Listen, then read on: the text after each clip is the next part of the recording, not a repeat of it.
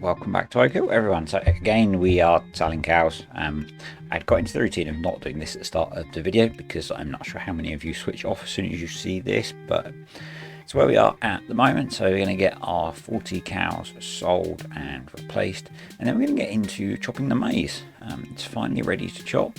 The beets are ready to harvest as well. Everything's come ready at the same time, but we are going to do the maize today. So I'm just putting the jewels on the Maxim, and we're going to go and get a leveler up at the store. I'm going to lease it because we don't really need it for that long.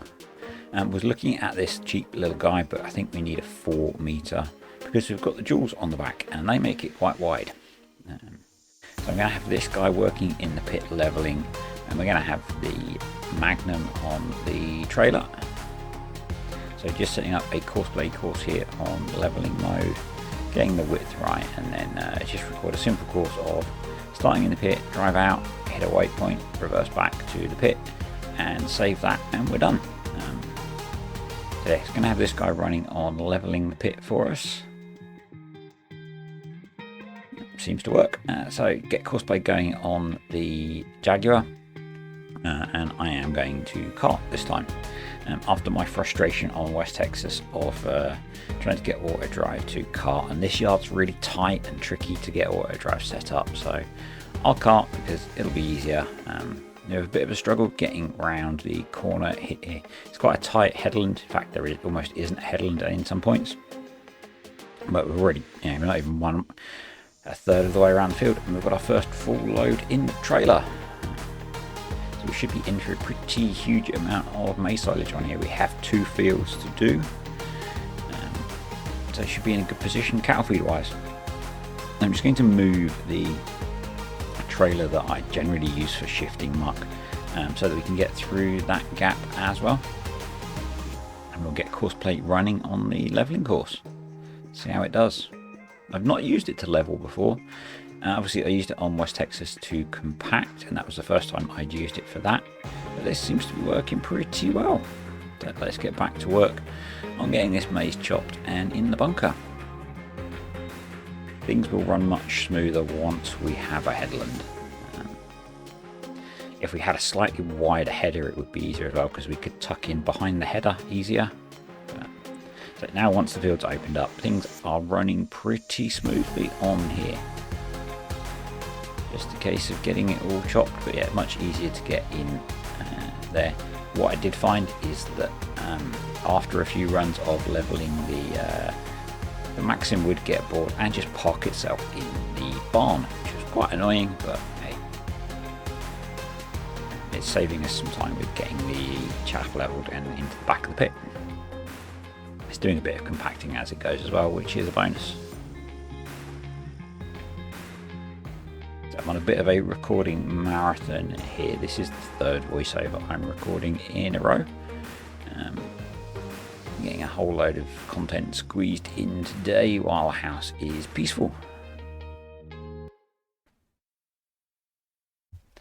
A little bit of in-cab work.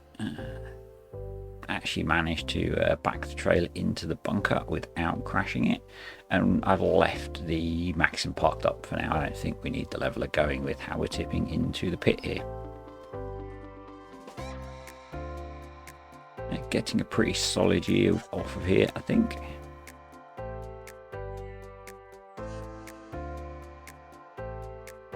So very last row here, and we'll go and get this bit tipped in the pit and get set up for the next field. What you will see is this. I'm using the very first release version of this map, and the bunker seems to have some issues with tip collisions, which is a bit annoying, but hey, it's not the end of the world. We've got quite a bit of maize in that bunker, but I am going to set up to run the baler for the next field so that we don't have any more issues with spillage. So just putting a nice fresh blue roll of wrap on so the bales are easy to identify. And then we need to get the sides on this little guy so that we can drop a swath down for the baler to pick up. So getting the chopper set up on course plate, getting it to run east-west so that it's easier for on the hills, and should give us a smoother ride rather than trying to chug up and down the hill constantly. So now we need to go grab the baler and get that on follow me, and hopefully this will all work. So I have it, need to set it. I didn't have it set to tip out of the grain door, and that gives kind of a swath that the baler can run over and pick up. It needs to be a round baler. I believe, I don't know if it needs to have an integrated wrapper, but it needs to be a round baler. I'm pretty sure. And yeah, it's a really nice way of getting maize silage bales. Again, going around the first row on the headland is a bit of a faff, but once we get that done, things are running pretty smoothly. The baler is dropping behind a bit, so in the end I have to slow down the chopper quite a bit. We've done both headlands and need to clear the bales off of there, so switching back to the wide wheels, and we're just going to get the bale trailer down to the field and clear the headland off, so that we don't have issues with crashing into the bales that we've already made. I'm just going to store them up on the edge of the clover field like I did last time, so they can ferment, and it just means we're not carting backwards and forwards to the yard, so it's a bit quicker to get the field cleared so we can crack on.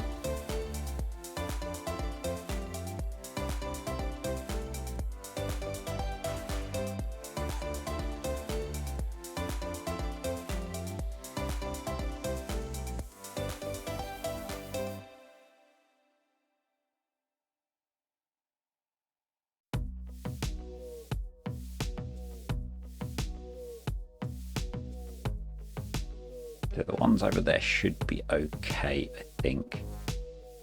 So I think we're good to crack on and get some maize chopped.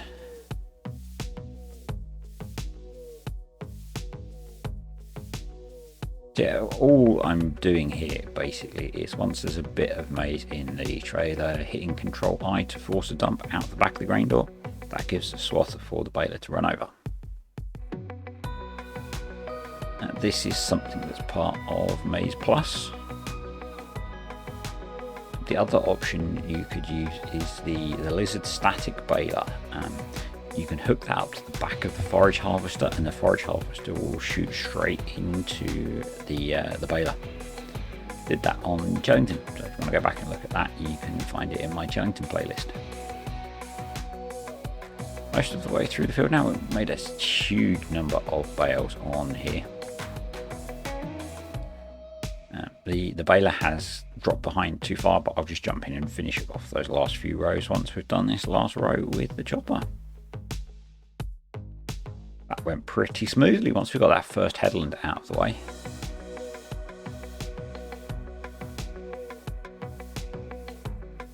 So I guess the only thing to bear in mind with this is it isn't a true swath, so if you drive over it, the maize will move around a bit like it was in a bunker.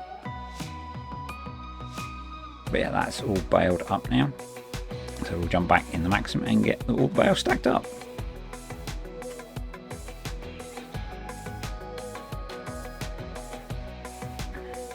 So we've got a total of 54 bales off of there, and you can see a nice example of the crop destruction where I'm driving through the clover field. And again, that's a Maize Plus horse extension thing.